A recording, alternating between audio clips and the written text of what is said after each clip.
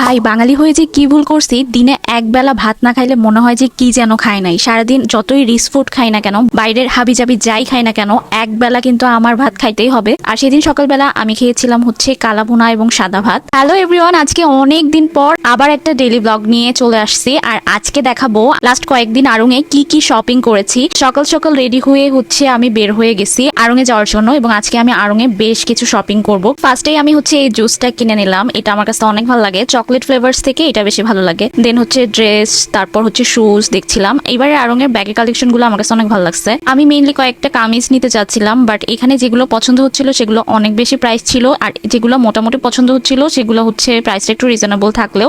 এই ব্লু কালারের ড্রেসটা আমি নিয়েছি, এবং এই ব্যাগগুলো একটা থেকে একটা সুন্দর। আড়ং-এর ব্যাগ কালেকশন গুলো কিন্তু অনেক সুন্দর, আমরা সবাই জানি।